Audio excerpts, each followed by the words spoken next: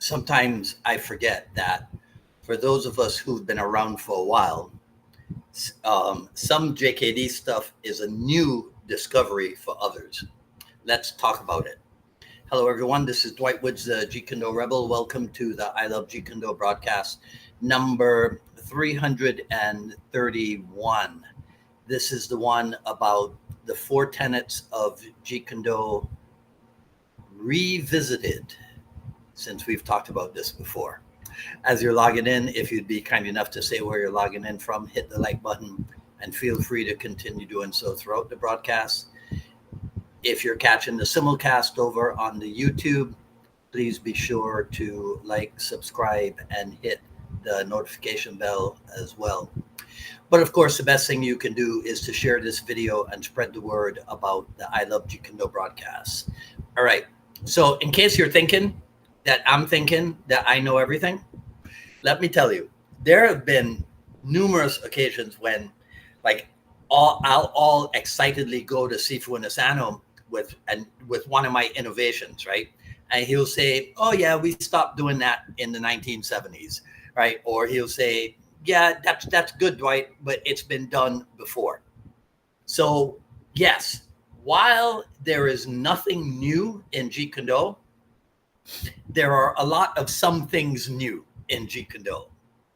So let's take the four tenets, for example. What's new for some people about this? Well, for me, a few years ago, the thing that floored me was the discovery that Bruce Lee never said these words, right? I know, okay? Because again, go on the internet and you'll see variations of them assigned to him. So like many people before me, I had seen the famous sign.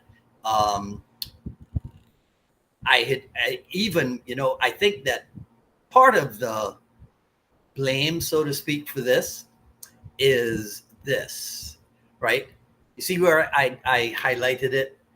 The sign is right above this scroll, the white scroll, and that's the picture of Bruce Lee right next to it.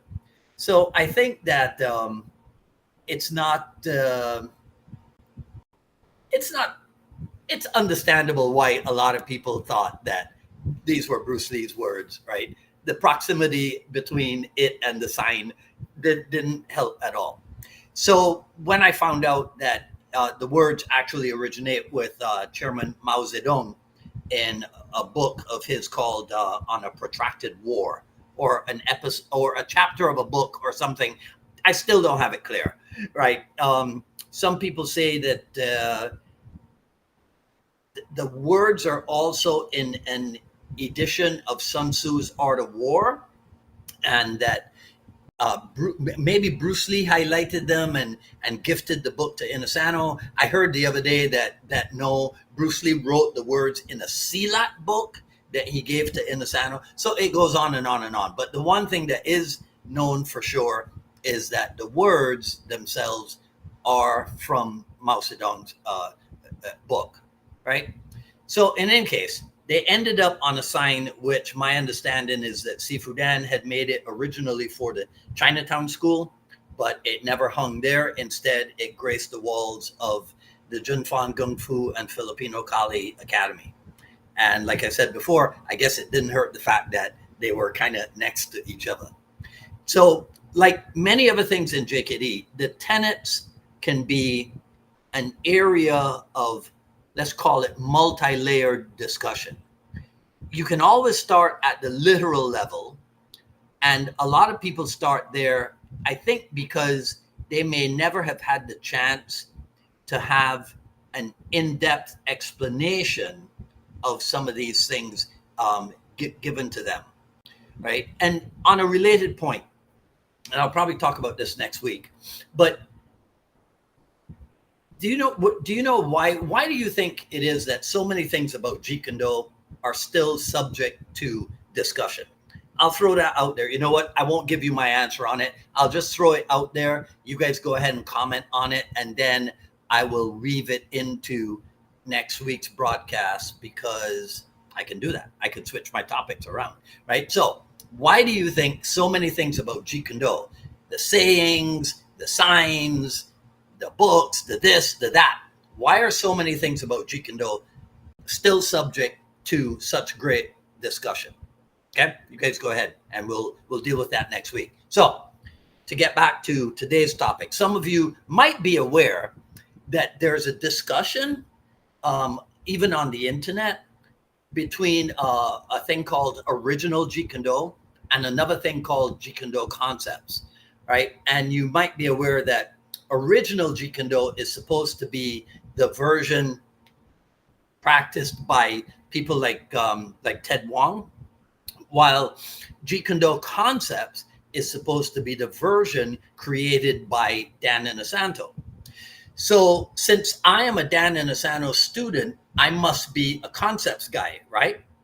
No, I am a Jeet Kune guy who follows what Bruce Lee said about getting caught up or getting stuck in defining Jeet Kune as exclusively Jeet Kune, as exclusively this or that. Kind of like Jeet Kune is for this, but Jeet Kune is against this. So for me, when I read again in the sign where it says the truth in combat is different for every individual in this style, I do not agree with that 100%. I am not a fan of this idea that there are all these different truths out there. So the truth in combat being different for every individual, I'm not 100% with that. To me, there's this one truth about combat, and that is, if you engage in combat, you run the risk of getting hurt. That's the truth of it. Okay? So there are not many different truths about combat. The difference is the individual experience. And I mean that individual, I mean that in the most literal sense. Here's my analogy, I guess you could call it. If a military unit comes under attack, everyone in the unit, every member of that unit has that collective experience of coming under attack. Now, if we catalog the different members' actions or their reactions, we might find some commonalities. If we examine the effects of coming under attack, or even the after effects of coming under attack, we might again find some commonalities. We might even be able to put people into separate groups or categories based on these commonalities. But because people are people, the only thing that you could not duplicate is the individual who experienced it. So yes, you could belong to a group, there could be commonalities, but your individual experience of it, that cannot be duplicated unless we start cloning people, right? And even then, okay? So that's the first line of the tenet. Well, that's the headline of the tenets, the truth in combat. Research your own experience. So when you spar, what is it that you can pull off successfully a high percentage of the time? But what is there on the other aspect that you get hit with all the time? Reject what is useless. What is there which in the beginning you thought it might help you, but then after diligently working on it, you realize, this is just not going to work for me. Add what is specifically your own, because you are the only you that there is. You just might have to personalize aspects of what you're doing in order to get the best results for yourself. That's why it says specifically your own. So get this so that I never have to say it again. Research your own experience does not mean go check out a bunch of different styles. Absorb what is useful does not mean build a collection of cool stuff that you found. Reject what is useless does not mean ignore the stuff that you don't think is cool and add what is specifically your own certainly does not mean train a bunch of different stuff and adopt them wholesale into what you are already doing. Sometimes I feel like not enough people realize that Bruce Lee and Dan Inosanto were in their respective late 20s and early 30s when all of this was going on. So don't expect them, and certainly do not treat them as if they had everything perfectly worked out at that time. Instead, realize that they were certainly innovators. Why? Because they were thinking, they were questioning, they were theorizing, they were experimenting. And in so doing, they created a movement which lasts until today. So what say you? That is my spiel on the 4 tenets being revisited. Please let me know what you think in the comments below. That's all I got to say about this video. But remember, here's what we're doing. I need you to comment also on your opinion, why you believe that these things about Jeet Kune are still up for discussion 50 years after the passing of the founder and what have you. Okay? So let me know what you think. If you like what you heard, please comment, please rate, please subscribe, and please hit the notification bell over on the YouTube. Follow me on Twitter at Dwight Woods and on Instagram and Facebook at Dwight D. Woods. At paypal.me, at paypal.me, the Jeet Kune Journey Volume 1 is available. paypal.me/UnifiedMA Miami. Raw but edited version, paypal.me/UnifiedMA Miami. You can also support the show over on jkdrebel.com. Click on the Rebel Gear link, and that's where you'll see stuff like this. Oh, look at that. It's the 4 Tenets coffee mug. Also available in garment form, right? So that is jkdrebel.com. Click on the Rebel Gear link and find all that cool stuff.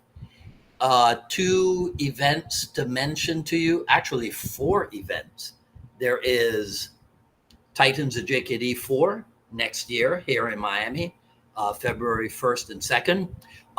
There are actually people who are ready to sign up for this. So if you go to titansofjkd.com and scroll down to the current seminar, you can actually register for this right now. Okay, I found that out. I was in shock, but people are ready to start signing up for it. So titansofjkd.com, and then just scroll down to the current seminar. In about just over a month here in Miami, the Miami TCF and JKD Rebel Enterprises, we're bringing G. Anthony Joseph and the Mistress over to Miami. This is, gosh, I don't know. This might definitely be the first time that he's done a seminar outside of his TCF group. And so we're really excited to bring this to everybody. You can find this on the events page at Dwight Woods here on Facebook. That's where you can find this TCF, the System Seminar in Miami. I don't have an image for it, but on Friday, we're doing a special episode of the Jeet Kune Dialogues. It's going to be me, Tammy Timlin, Helena Coliff, Don Garin, and Greg Pichardo. What it is, we're going to be talking about my favorite Jeet Kune senior, Cass Magda, and Cass is going to be doing a seminar in Michigan for Tammy in September. So we're going to be discussing that. I mean, it's not just to promote the seminar. It is partially to promote the seminar, but it is also to talk about our collective Jeet Kune experiences and the influence that Cass has had on a bunch of us. So that's Friday for the Jeet Kune Dialogues. And that is it. That is enough talking for today, Dwight. Right? So Today is an Indigo Day. There you go, Chinatown, right? So I will see some of you on Friday for for another episode of the Jeet Kune Dialogues, and then I'll see the rest of you next week for another issue of the I Love Jeet Kune broadcast. All right. So one more time, remember, comment on why you think these Jeet Kune topics are still fresh for discussion 5 decades later, and we'll turn that into next week's I Love Jeet Kune broadcast. Okay, that's it. I got to run. All right. You guys, thank you very much for hanging out with me. This is Dwight Woods, the Jeet Kune Rebel, signing off. Enjoy the rest of your evening. Take care. Talk soon.